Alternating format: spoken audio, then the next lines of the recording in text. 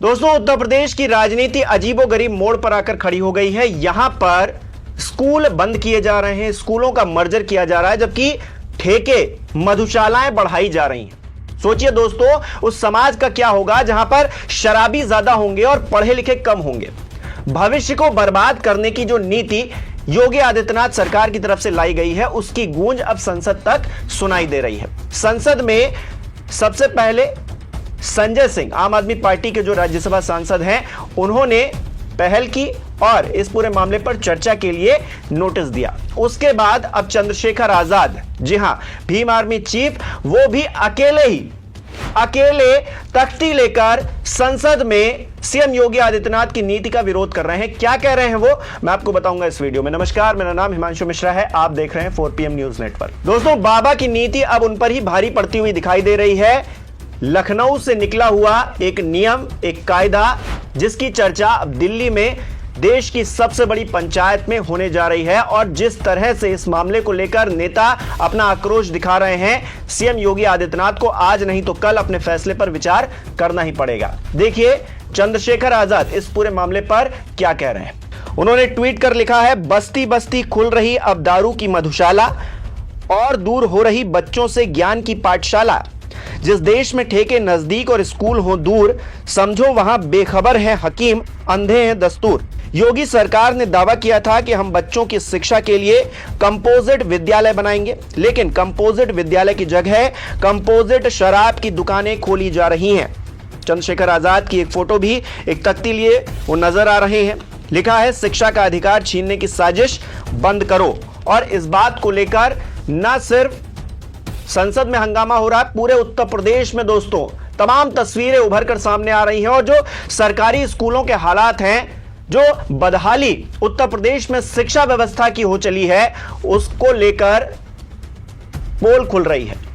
अब एक और ट्वीट कुछ दिन पहले चंद्रशेखर की तरफ से किया गया था, उसको देखिए। जुलाई 23 का यह ट्वीट है। लिखा है, उत्तर प्रदेश के जिला संत कबीर नगर के खलीलाबाद ब्लॉक के प्राथमिक विद्यालय गुलरिया में मासूम बच्चे रोज नहर पार करते हैं। ना कोई पुल, ना सुरक्षित रास्ता, बस 2 बांस और एक बिजली का पोल। शिक्षक हाथ पकड़कर बच्चों को जान जोखिम में डालकर स्कूल लाते हैं। पढ़ाने से पहले बचाना उनकी ड्यूटी बन चुकी है। ये 2025 का उत्तर प्रदेश है साहब, जहां डबल इंजन की सरकार है, फिर डबल शर्म आनी चाहिए। वही उत्तर प्रदेश में पेयरिंग नीति के नाम पर ग्रामीण स्कूल बंद किए जा रहे हैं। 7 साल से शिक्षक गुहार लगा रहे हैं। अब डीएम साहब कह रहे हैं कि जांच करेंगे, वैकल्पिक रास्ता है। साहब, कुछ तो कहना ही पड़ेगा, बचाव का बहाना ही सही। हद तो तब होगी जब माननीय उच्च न्यायालय भी सरकार की हां में हां मिलाकर ये ना कह दे कि इन बच्चों को पढ़ाने के लिए अगर पुल और सुरक्षित रास्ता बनाना पड़ा तो फिर तो गांव-गांव में पुल और सुरक्षित रास्ते बनाने पड़ेंगे। मेरा एक सवाल है माननीय हाईकोर्ट के उन न्यायाधीशों से जो शिक्षा के संवैधानिक अधिकार RTE एक्ट 2009 के तहत प्रत्येक 1 किलोमीटर के दायरे में 300 की जनसंख्या पर एक स्कूल के प्रावधान को अस्वीकार करते हुए कहते हैं कि फिर तो 1 लाख स्कूल खोलने पड़ेंगे। आपके बच्चे इस तरह स्कूल बिना गाड़ी के अकेले रोज कितने किलोमीटर पैदल जा सकते हैं। इसके साथ ही उन्होंने यूपी तक की एक खबर भी मर्ज की है। और जिस तरह के हालात उत्तर प्रदेश में शिक्षा व्यवस्था के हो चले हैं, वो रिपोर्ट आपको जाकर देखनी चाहिए। लेकिन रिपोर्ट तो तमाम आ रही हैं, लेकिन क्या सरकार पर कोई असर पड़ रहा है? आम आदमी पार्टी के राज्यसभा सांसद हैं संजय सिंह, उन्होंने नियम 267 के तहत संसद में नोटिस दिया है कि इस पूरे मामले पर चर्चा होनी चाहिए, गहन चर्चा होनी चाहिए। और ये जो फरमान लेकर आया गया है योगी सरकार की तरफ से, इस पर ब्रेक लगना चाहिए, क्योंकि ये सवाल सिर्फ शिक्षा का नहीं है, उन लाखों करोड़ों बच्चों के भविष्य का है जो शायद अधर में अटक गया है। और सरकारी नीतियां जिस तरह से बनाई जा रही हैं, उसमें मधुशालाएं बढ़ रही हैं और पाठशालाएं बंद हो रही हैं, जो कि बिल्कुल भी सही नहीं है। और संजय सिंह और आम आदमी पार्टी की तरफ से इस पूरे मामले पर एक जंग छेड़ दी गई है। और यह जंग कहां पर जाकर रुकेगी ये तो पता नहीं, लेकिन संजय सिंह का ये ट्वीट जरूर देखिए। 19 जुलाई का ये ट्वीट है। लिख रहे हैं, 2 अगस्त को आम आदमी पार्टी राजधानी लखनऊ में करेगी स्कूल बचाओ आंदोलन। बच्चों के स्कूल बचाने के लिए 7500040004 पर कॉल करें और इस आंदोलन से जुड़े।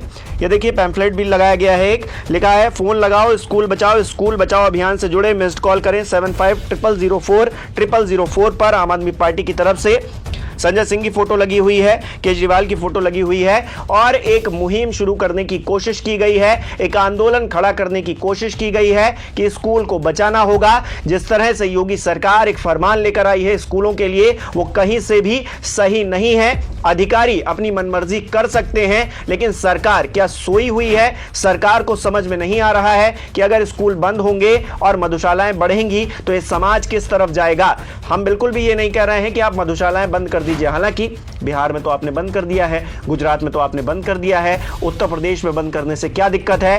कोविड के बाद में सोचिए, सरकार की मानसिकता देखिए, सरकार को हमेशा पैसा चाहिए और वो पैसा आम लोगों के लिए लगाना भी नहीं चाहती है। कैसे?